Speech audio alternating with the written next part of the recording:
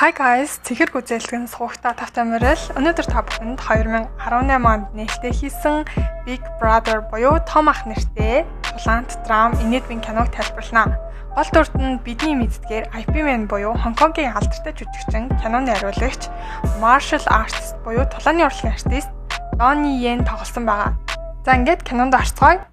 За бидний харж буй энэ залууг Хенри гэх бөгөөд Америк нэгдсэн улсын цэргийн аримд олон жил аль пасны эцэст Хонконгт буцаж ирэн багшин карьераа хөөж шинэ амьдралаа эхлүүлж буй сонирхолтой нэгэн. Тэрээр өөрийн хуучин сурч байсан ахлах сургуультаа багшлах хүсэл төгсөн байдаг. Сургуулийн захирал түүнд багшлах туршлагагүй тул ажилд авахгүй гэсэн ч манай Хенри нэгэн нууцлаг захидлыг уншуулснаар түүнийг шууд ажилд авдаг. За тайлбарын туршид сургуулийн захирал гэдэг хүүхдээ учраас сур заки гээд товчлоо авчи.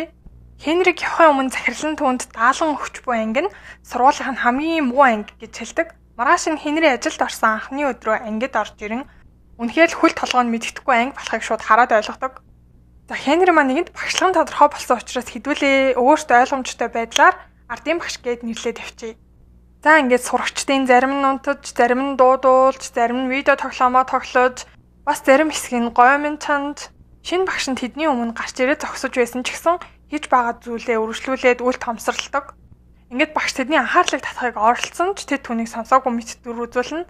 Ингээд манай багш анхаарлыг нь татахыг нь хичээгээд ангийнхаа талаар аль хэдийн хийж байгаа зүйлсийн талаар тайлбар хийх гэж оролдоно. Хоол хийж байгаа оюутнууд дээр очиод та нарын чанжаагаа гомон хит их сод агуулсан тул цусны даралт ихснэ. Баг эдээд хурдан далт хий гэтэл нөгөө хэдэн сурагч нь ямар ч төрнөл гэж хэлдэг. За дараа нь багш нэг укулеле тоглож буй зупак сурагч дээр ойртоод эхлээд жиж хавцыг нь хөглчөөд дараа нь ээж хавцыг хөгөл. Доо тиймээ гайхалтай гэж мэгээд амар хөөрхөн туслан за. Дараа нь машины сэтгүүл үзэж байгаа нэг халимаг өстэй эмэгтэй сурагч дээр очиод сайхан идвэн дээд хурд нь 300 км/цаг. Гэхдээ ирээдүйд болгоомжтой жолоо бариараа заа юу. Гэтэл нөгөөтг нь толгоогоо тогтдог. Тэр өдөржингөө уцаар тоглодог хүүхдэд цацрагийн хорны талаар анхааруулна. Дараа нь унтж байгаа сурагч дээр очин чихэндээр нь өглөөний минь гэж хашгирдаг. Оюутнууд эцэст нь түүнийг сонсож эхлэхэд тэрээр өөрийгөө танилцуулж самбар дээр нэр болон утасны дугаараа бичнэ. Түүний бичгийн хэв нь муухай учраас сурагчид бол шоолж инээдэг. Дараа нь оюутнуудыг хин нэгэн түүн рүү залгаж тоглоом хийдэг. Хүүхдүүд түүнийг дахин үл томсорлож түүнийг ирэхээс өмнө хийж байсан үйл ажиллагаагаа үргэлжлүүлэл байдаг. За ингээд ардын багш маань хангалттай үл хүндлэл авсан тул өрөөнд байгаа галын шүршигч рүү резин ашиглан шохоогоор харван өөрөө шүхрээд илгээд зогсоод миний хичээл тавтай морил гэж баяртайгаар хэлдэгэ. Сурагчид өөрсдөө авахын тулд хотон гарна. Тэрээр тэдний анхаарлыг бүрэн татаж аль биесээр ангидаа авлаа. Хичээлийн дараа хамгийн үл бүтэх 5 сурагчаас бүрдсэн баг сургуулийн заалны нэг өөрөнд цугларч тамхи татдаг. Хүнд гаруудын баг гээд нэрлээд авчи. Бүлгийн ахлагч Джек өөрийн энэ сурагчийг тараашилдаг бөгөөд бусдын түүний зураг руу ширтэж байгааг олж хараад шоолдог. Хүнд гаруудын баг нь болохоор чинэлэг хүүхдүүдээс бүрдсэн нэгэн сагсан бөмбөгийн багийн хүүхдүүдтэй таардаггүй ер нь алаан маань үцэлцдэг. Тэдний ахлагч гих нэг гозон нөхөр Джекийг ядуу гих эрдийнхөөрөө ирээд шоолж яадаг. Дараа сагсан бөмбөгийн баг бэлтгэл хийж байх хооронд Джек болон бусад хүнд гарууд маань тэднийг харж байдаг. Джек тоглолтын талбайраа ундааны шил унгаас нь гоцон унгахад хүргэн манай хүнд гарууд ингээ шоолоод инээлтж байгаа ч гэсэн сургуулийн англи хэлний нэг багш ирээд тэднийг хийсэн үйлдэлийн төлөө шийтгэн. За дараа нь хэцүү анги маань шинээр орж ирсэн ардын багшаа чатахаар ор хаалганы дээр төмпөнтэй бас байршуулан хүлээж сууж идэг. Гэвч манай хүн жирийн биш тусгай бэлтгэгдсэн хүн байна да. Рефлексээрээ унаж байгаа хувинг тохоогоороо шууд холдуулж чаддаг. Түүнийг шоолж ингээд арзаатлаа энийхийг хүсэжсэн сурагчид нь шоконд ордог. Манай ардын багш юу ч олоогүй юм шиг хичээл таслахыг хүсэе юу? Өнөөдрөөс миний асуусан 3 асуултанд зөв хариулвал хичээлээ тасалж болно. Гэхэд сурагчид нь дахиад бүрмэл гайхан за. Ингээд Джекийн тамхи татдгийг мэддэг гээд түүнээс хайрцаг тамхи шууд гуйдаг. Ардын багш нэг тамхиг суулан гаргаж ирээд тамхинд агуулгаддаг 3 орцыг асуудаг. Ингээд зуупа гих нөхөр асуултанд амжилттай хариулаад бүгд хичээлээ таслахыг шаардсан ширээгээ зохиж эхэлнэ. Манаас хэсгэр укулелегээ бариад хичээлээ таслах гал чөлөөтэй ангиас гарнаа. Тэднийг зогсоод тэдэнд бүгдд нь нэг тамхи өгөөд тэдгээрийг шинжлэхийг хүснэ. Ардын багш нь энэ нь тэдний эрүүл мэндэд үзүүлэх нөлөөг ингээд зүгээр л яриад ах юм бол угаасаа таахгүй чихний хажуугаар өнгөрөөнө гэдгийг мэдээд байгаа учраас үүний оронд тэрээр тэднээс тамхи татхад яг ямар үр дагавартай талаар асууж тамхины компаниуд хэрхэн донтуулагч бодис хийн тэрбумаар нь одоо мөнгө олж тэднийг хэрхэн үхэлд хүргэдэг болохыг тайлбарладаг. Тэд анх удаага багшид анхаарлаа хандуулж суралцах сонирхолтой болно.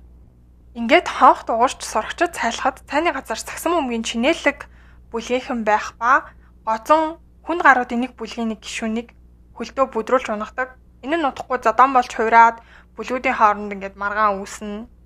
Тэд бие рүүгээ хоол шидэн ширээ мэрээ шидэл ингээд цайны газрыг бол оронгоор нэргүүлдэг. Уг цаатаны дараа сур захын маань ардын багшид ангийнхан 5 сурагчийг сургуулиас хөөхөр болсон гэж шууд хэлдэг. Ардын багш коридорт Джейк болоод нөгөө чинээлэг бүлгийн ахлагч гоцонцоо зодолж байгааг олж хараад тэдний зогсооно. Ингээд тайвширхахыг хүссэн чинь Джейк баян хүүхдүүдийг шийтгдэггүй учраас сургуулийг шудрах бус гэж буруутгана. Хичээлийн дараа тэр өдөр ардын багш тэдний талаар илүү ихийг мэдхийн тулд одоо тухайн нөгөө хүнд гаруудын маань 5 сурагчийн мэдээллийг хардаг. Эхний залууг Зуфа гэх бөгөөд усаа гарлаараа үргэлж гадуурхагддаг. Пакистан цагаачийн хүү байж таардаг. Түүнийг ойр орчмынхаа цагдаа нар хулгай хийсэн гэж байн буруутгадаг. Зуфагийн амьдрал дахь царийн ганц хүсэл бол дуучин хөгжимчин болох явдал байдаг. Хоёрт хоёртон бол Динан нэртэй охин тэрээр төрсэн цагаас хойш аавынхаа урмыг хугалж байсан. Учир нь тэр үргэлж хүүтэй болохыг хүсдэг байв. Динан нь амьдралынхаа туршид эцгийнхээ хүндлэлийг олохыг хичээдэг. Тэр ч байтугай өсөө богиносгож хүүгийн дөрөөсөхийн тулд машинаар тоглодог байсан. Гэсэн хэдий ч аав нь дүүтэй нь ханхуу шиг харьцаж байхад түүнийг тоодоггүй. Түүний мөрөөдөл нь уралдааны жолооч болох байдаг. Дараа нь Брюс Крис гэх ихэр ах トゥ ус бий. Тэдний баг багт нь ээж нэг хүнтэй араар нь тавиад аавыг нь хуураад энэс болоод аав нь сэтгэл санаагаар унаад бэрхжин болсон байдаг. Ах トゥ ус өсөөж торнохдоо биедээ л найдаж өссөн. Крис гэр бүлтэй мөнгө олохын тулд хүнсний дэлгүүрт шаргуу ажиллаж байх хооронд Брюс ингээд бодит хэцүү байдлаасаа зугахын тулд видео тоглоомонд хит автсан байдаг. Эцэст нь ардын багш маань хүнд гаруудын ахлагч болох Джейкийн гэр бүлийн талаар ямар ч мэдээлэл олж чаддаггүй. За ингээд үйл явдал шилжихэд Джейк нэгэн ресторанд зөөгчөөр ажиллаж байна. Түүний ажилч буй ресторанд нэгэн MMA-ийн бооцоо тоглоомын тоглогч буруу гарын нөхөр бизнесийн хамтрагчтайгаа орж ирдэг. Харин манай Джейк түүний гоёмсог шар хасаагуурыг нь хулгайлцдаг. Ингээд шууд баригдана. Буруу гарын хүмүүс түүнийг Джейкийн үнэлэхийг шалгаж байхдаа зодно. Түүний сурагч гэдгийг нь мэдснийхаа дараа түүнд мөнгө өгөөд хоол хүрэгчээр ажилд оруулахыг өөрсөндөө санал болгоно. Өөр хаана ихтэй манай ардын багш маань Зуфагийн гэрт очлоод тасалбар хулгайлаад түүний аав болон найзуудаас нь цогтж байгааг нь олж харна. Тэр ихэндээ түүнд тусалдагч яагаад түүнийг ингээ хөөгөөд байгааг нь олж мэдснийхаа дараа аавын талдардаг. Дараа нь тэр Зуфатай гүрэн дээр хамт ярилцахаар ирдэг. Зуфаг хүссэн бүхний хийхтэн түлхэж өгөхийн тулд ардын багш маань гудамжинд тоглож буй хамтлагтаа хамтран дуулдаг. Хэдхэн секундын дараа Зуфа түүнтэй нийлж олон жилийн өмнө сургууль дээрээ дээрлэхүүлснийхаа дараа хүмүүсийн өмнө анх удаа дуулж байгаа нь энэ байдаг. Энэ хооронд Брюс Крис гэх хоёр ихэр маань аав нь урдын адил гэртээ оройтж ирээд түүн дэлгүүрээс шар ариг авчрахыг тушаана. Ах トゥ ус хоёулаа татгалзахад тэр тэднийг гэрээсээ гаргаж хөөдөг. Маргааш нь Динаны аав түүнд ууттай нүур будалтын бүтээгдэхүүн авчраад охин шиг аашлахыг гуйдаг. Динан түүнд өөрийгөө хангалттай сайн биш юм шиг сэтгэл төрүүлдэхт нь уурлана. Тэрээр эрэгтэй дүүгийнхаа нүрийг будцаад машины дэлгүүрээ бариад гэрээсээ сэмхэн гардаг. Тэр эцгийнхээ машинд суугаад явах гэж байсан чинь манай ардын багш бас гарч ирээд зогсоод гоо. Тэгээд зөвшөөрлгүй жолоодох нь хууль бус гээд өөр нэг хувилбарыг санал болгоно. Энэ нь юу байсан бэ гэхээр go-kart гэх цэцэг машины уралдааны зам руу явдаг. Ардын багш ч гэсэн аавыг нь өртсөн байдаг. Ингээд тэр хоёрыг уралдуулна. Тэмцээний үеэр аав охин хоёр бие биедээ өршөөл үзүүлэхгүй эцэст нь уралдааны замаас гардаг. Гинэт Динаны машиныг том машин мөргсөн ч тэр амжиж арагшаа зогсож чаддаг. Үүнийг мдээгүй аав нь охиноо өглөө гэж бодоод уйлдаг. Тэгсэн Дина хажууд нь гарч ирээд юундаа ингэтлээ уйлаад байгаа юм гэд энэ хоёр маань нэвлэрдэг. Маргааш нь сургууль дээрээ Брюс Крис хоёрыг хамт олноороо сэргийн засах төв рүү явуулж нэгэн аригчинтай ярилцлага хийлгэхээр явуулдаг. Тэгсэн чинь ярилцлага авах хэвээр хүн тэдний аав байж таардаг. Ингээд бие рүүгээ харж гайхацгаана. Сурагчид түүнээс яаж ингээд ууж эхэлсэн, юунаас олж ууж эхэлсэн талаар асуудаг. Манай эрэгтэй болохоор их нэртэй маш их хайртай байсан ч амьдралынхаа хамгийн их зүм өчүүд намайг ингээд орхисон. Тиймээс одоо арх ууж тэгээд хоёр хүүхэдтэй гэдгээч бүр марцсан. Тэр хүн Брюс Крис хоёрыг түүний хөвгүүд гэдгийг хэлээгүй ч гэсэн тэднээс яг чин сэтгэлээсээ уучлалт гуйдаг. Төгсгөлд нь ингээд ах トゥ ус маань ч гэсэн хоорондоо уйлалтна. За ингээд үзэгдэл шилжихэд манай Джек MMA-ийн боцооны тоглогч болох тэр хүний одоо доор ажиллаж эхэлсэн байдаг. Тэр Джект дараагийн тоглолтод тулаанчны ундаанд хар тамхи оруулахын тулд маш их мөнгө санал болгодог. Үүн тэр тулаанч нь өөрийнх нь одоо тулаанч юм байл л дээ. Тэгээд Джек дургу байгаа ч гэсэн саналыг хүлээж авахаас өөр аргагүй төрнө. Ер нь гол зорилго нь гэх юм бол MMA тулаан болох өдөр боцооны тоглогч нэгэн тулаанчийг ивент итгэдэгч одоо ялагдал дээр нь боцоо тавиад өөрөө их мөнгө хожихыг хүсэж байгаа ийм хүн юм бэлээ. Джек тулаанчны ундаан дээр хар тамхи хийсэн боловч үүнийг хийж байгаа баригдана. Тэгсэн манай Джекийг зодоод шүүгэн цойжилчдаг. Хэсэг хугацааны дараа манай ардын багш тэнд ирээд тулаанчдаас шавийг нь одоо харсан хэсгийг асууна. Гэсэн чинь нөгөө ардаас ирчүүч нь одоо хятад залууг хараад ингэж хаар гэртээ арай амин өгшөө гэж. Ингээд нилээн дооглонгүй байж исэн чим шүүгэн дотроос манай Джекийн дуу гардаг тусламжгүй. За ингээ ардын багш сурагчаа орхинд орсныг мэдснийхаа дараа шууд тэдэн рүү ямар ч бодлогүйгээр тавтлаад нэг ер нь амархан дардаг. Ингээ залуус ч гэсэн ингээд бүгд дайраад байгаа бүртлэнгөө нөхцөл байдал ширүүлсэн боловч манай багш бол маш сурмгай планаас болтдог. Ер нь бол бүгдийг будаа алган заяа.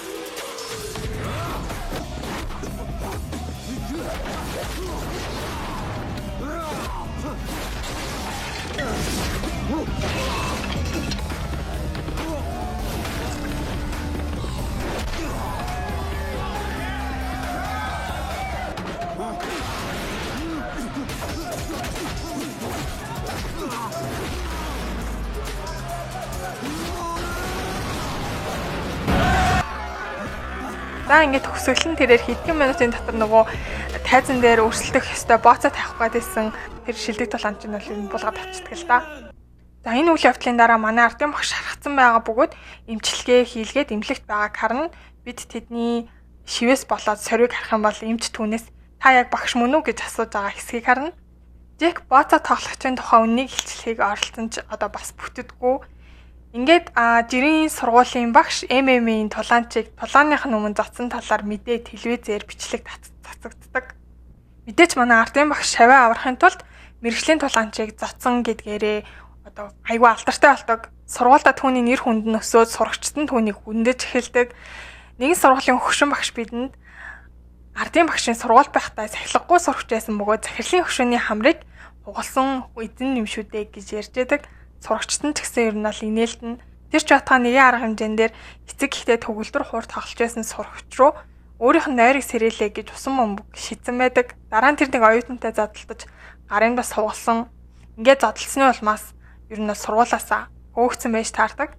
Ингээд Америкийн нэгдсэн улсын цэргийн сургуульд сурах шаардлагатай болсон одоо эхлэл нь үүнд байд юм байна. Манай ардын багшийн өнгөрсний хувьд гэх юм бол дайн байлдаантай оронд олон жил дайтаж их ер нь зовлон үзээд за үүний дараагаар өөрийгөө нөгөө амраахын тулд их нутгаараа бүхэлд нь аялж ингэж явж байгаад хамгийн сүүлд одоо захирал дээрээ ирээд анх өөрийн эхлэн цаг дээрээ буухыг хүссэн нь энэ бөгөөд өөрийнхөө сурч ирсэн сургуультай багшлахыг хүссэн байдаг. Ингээд сурагчид ардын багшийг ангидаа хичээл заахт нь анхаарлаа хандуулж удахгүй болох их сургуульд эсэх шалгалтанд шаргуу суралцсан хамтдаа зураг авахулж бүгд нэг гэр бүл багшгил нэгддэг. Анхаарал төвлөрдөггүй улмаас эм удаг Брюсийг тооцвол бүгд гайхалтай байдаг.